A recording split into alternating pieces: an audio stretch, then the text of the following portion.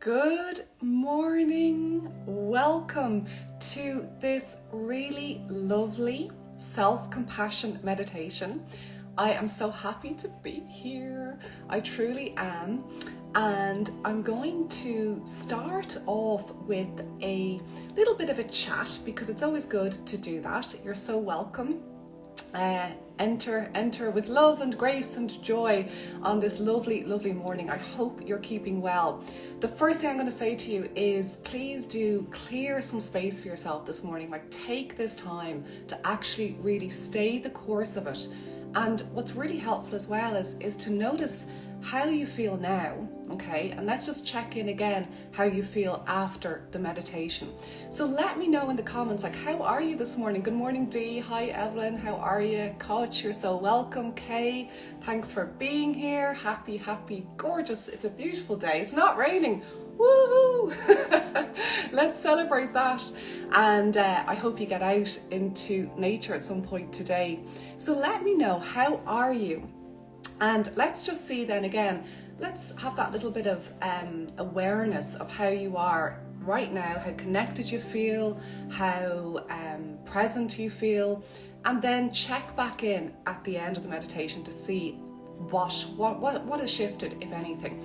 And generally speaking, we do feel so much more calm. So this morning, it is all about self-compassion.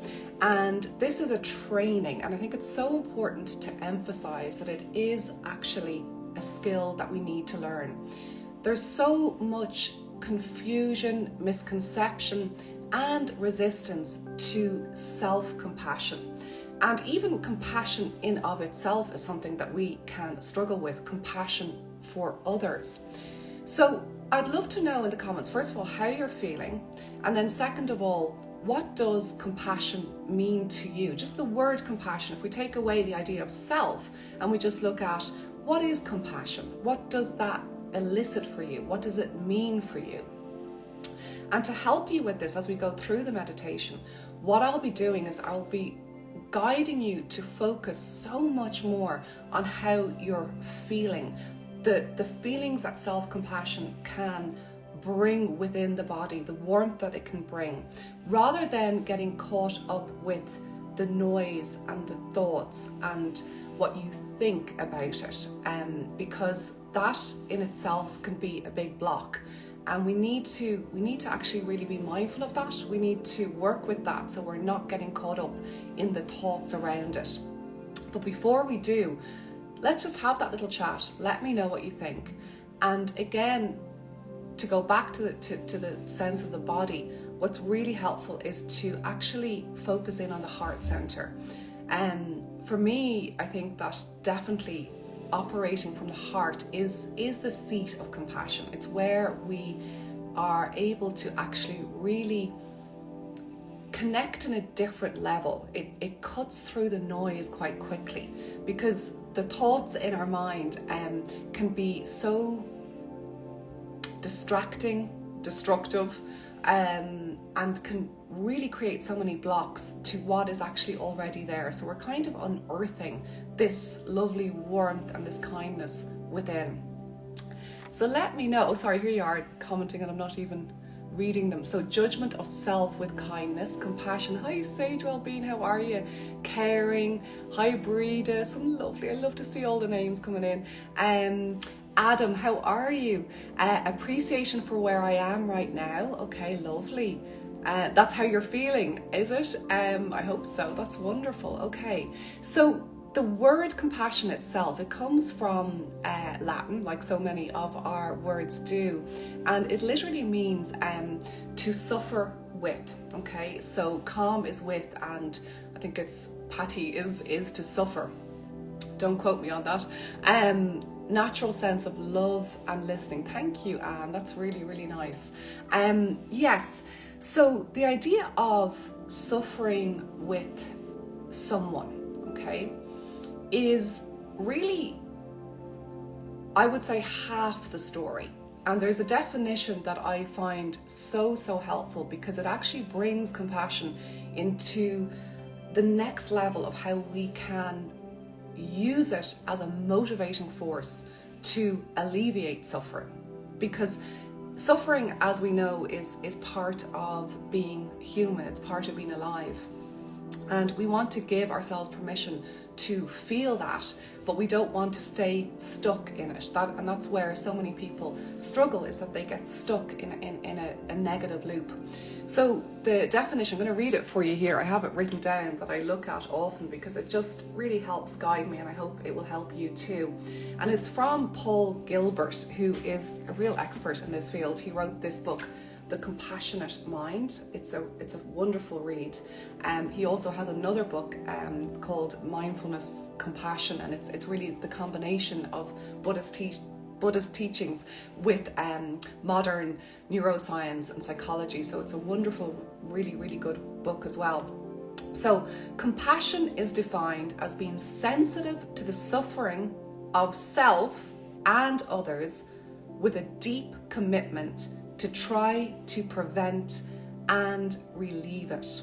So that's Paul Gilbert, and this is really going to be guiding the training that I'll be doing starting on the 13th of November. It is such a training. We really need to look at it in that way. We need to give ourselves space, like we're learning a language, like we're learning the piano. We need to say, okay, this is a skill that I need to learn. It's going to uplift my life. It's going to uplift my relationships. It's going to uplift my sense of confidence, my belief in myself, my ability to communicate clearly, my ability to have healing, close bonds with the people I love, and of course with ourselves, which is really the root of the training, is that self-compassion. But before we can really study self-compassion, it's so important to get a good understanding of what compassion is of itself. And that definition is very, very helpful, because it's not just the idea of suffering with, because again, it feels like we're kind of stuck if we just suffer with someone, and that's where people fall into so much over identifying, that they can become empaths, that they can become so caught up with all of the tragedies in the world, and that doesn't actually help, that doesn't alleviate. But the second part is the deep commitment, first of all, to try to prevent it, okay, and then to relieve it. And it's those two things, and they're both separate things again, okay, and it's breaking it down in that way that's really, really helpful. I think it's worth noting, and I'll go through this again in more detail, but it's really important that the idea of preventing and relieving doesn't mean fixing. It doesn't mean that we're there trying to fix anybody or the world itself, but it does mean that we are so aware of how we can soften and soothe. So if we take that idea of softening and soothing and we bring it to ourselves, okay, so we're gonna do our meditation now with all of these concepts in mind, and they're useful to have in mind, but then we want to actually let them all go, let them go into the subconscious and start to operate from the heart. So to begin, let's just take a moment to bring presence to mind.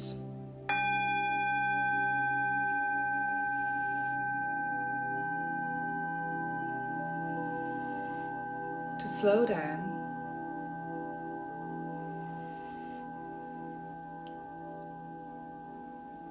And to allow the moment to unfold.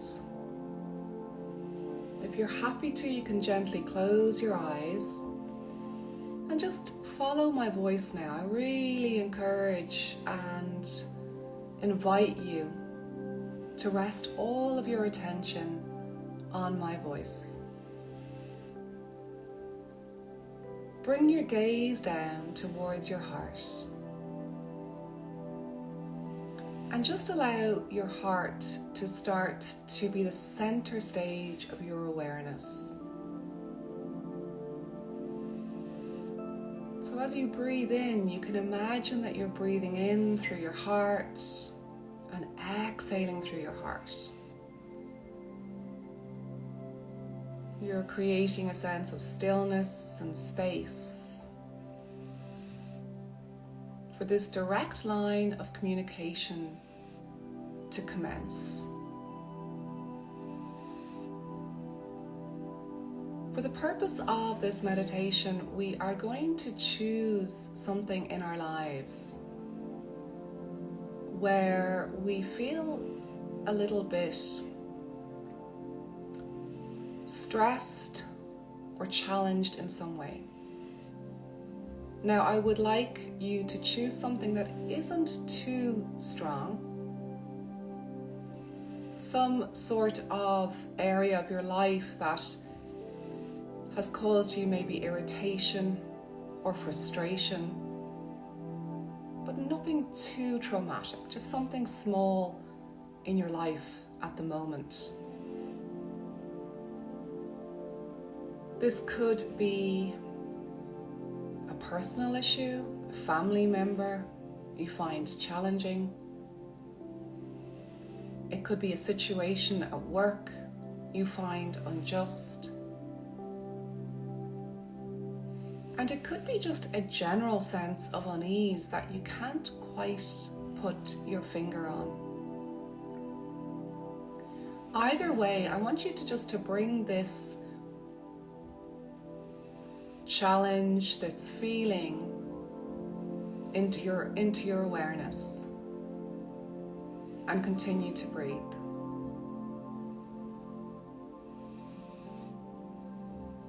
Keeping the gaze towards the heart, I want you to start to bring to mind a person that you feel very safe with. A person that you feel does not judge you,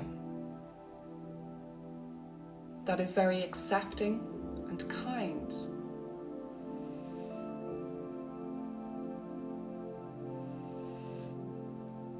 If you don't have a person like this in your life, you can imagine perhaps someone who has passed, a dog, an animal, somebody that you feel very, very comfortable with, that you can share anything and you know it's safe to do so. So start to notice what happens in the heart when you feel this presence of this person. Is there a softening, a relaxation, a permission to be with the emotions that arise surrounding this issue? So continue to breathe deeply and just imagine that the voice of the person you feel safe with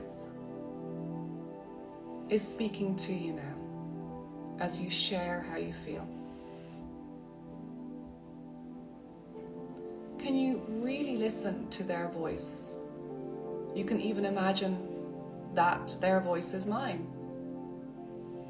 A voice that is kind, wise, and truly wants to help alleviate your suffering. So as you continue to breathe, can you imagine perhaps they might say, I can understand why you feel like that.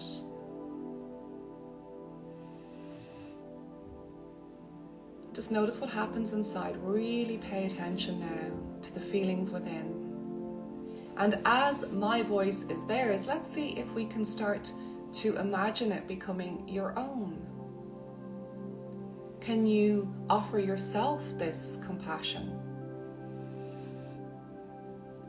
I really understand how hard this must be. And breathe and just notice what happens when you speak to yourself in this way, without any judgment, just giving permission. And remain and stay with it, bringing a softness to the tone, to the expression, feeling that presence within you. I'm sorry that you feel this way. I am here to help. You are stronger than you think you are. You are not alone. Many people in your situation feel exactly the way you do. Really stay with this now. This is a very important theme of common humanity. Whatever your situation is, notice what happens inside when you realize you're not alone. That many other people in this situation have felt similar feelings, frustrations. So bringing a kindness and a softness to it. You are not alone. Reassuring yourself that you are strong, that you are courageous, that you have been through so many things before, and that you can and will manage this challenge. So really starting to bring the gaze towards the heart. Take a deep breath. Stay with me, you're doing really well. As you put your hand to your heart, can you bring a smile to your face? A really lovely, kind smile. Like the smile of the person that you feel safe with. That smile that is just so uplifting. So you can feel your heart starting to soar. A sense of permission to be human. That your emotions are nothing to be afraid of. That you have the courage, the strength, and the kindness to suffer with these emotions, to help alleviate and also prevent them from becoming pervasive, from taking over. So your whole body can start to soften and relax. Like a child in a cradle, there's a soothing and a safety that emerges. So in the coming week, I want you to practice this. I want you to keep coming home to this place of warmth and love and non-judgment. You are doing so well, and you manage so much. You are here and you are now. And you are cultivating one of the most important skills that you ever will. The ability to be compassionate to yourself in the same way that you are with others. To treat yourself as a friend. To treat yourself with love, with gentleness, with patience. So feeling that connection, keep the smile on your face, and this is really important. I want you to keep that smile. And as you go about today, I want you to share it. I want you to share it with everyone that you meet, encounter, whether it's your family, whether it's someone just out on the road, a neighbour. Keep that smile, share it. It's so important that we uplift ourselves so we can uplift others. Feel your heartbeat. Feel the warmth and the love that you've cultivated here this morning. Take a final deep breath now. As you exhale fully, you can slowly open your eyes.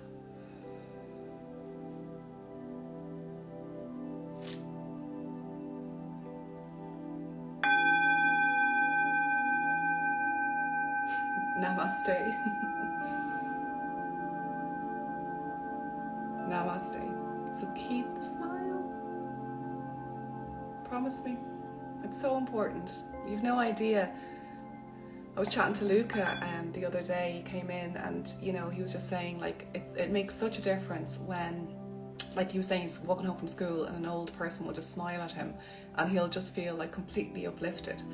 And it's so true, we really do help each other by just something so simple, and that comes from the work that we're doing. So thank you for being here this morning. It just means so much. And if you are interested in more of this training, I'll be going into a lot more detail, but you're getting a sense and a feel for it and just how it really is so important, especially when we're going through challenges, to cultivate that, big or small. So yes, the training starts on the 13th of November. It's a Monday, which is a week tomorrow, I think. Yes, tomorrow I'm going to be with Gina London, and that's the language of leadership, which is actually really, you can see connections there. There's connections to all of this work in terms of how we speak to ourselves, and that will help us to speak to others with confidence as well. So I'm really looking forward to that. That is a free event, Building Emotional Resilience, tomorrow. You can register, and it's a webinar. So look, thank you for being here. Happy birthday. Engel Babe told me it was her birthday, so let's all say happy birthday. And fair play to you for being here, and that's a gift for yourself. You're really welcome, Catherine. Oh, that's lovely. Yes, your nan's voice, isn't that gorgeous? I think that grannies really do come into play, even if they're long, long gone. It's like that relationship is so important, and it's that non-judgmental relationship if we're blessed enough to have it. You're welcome, Sue. Thank you, Betty Cox. You're so welcome. Gorgeous, gorgeous.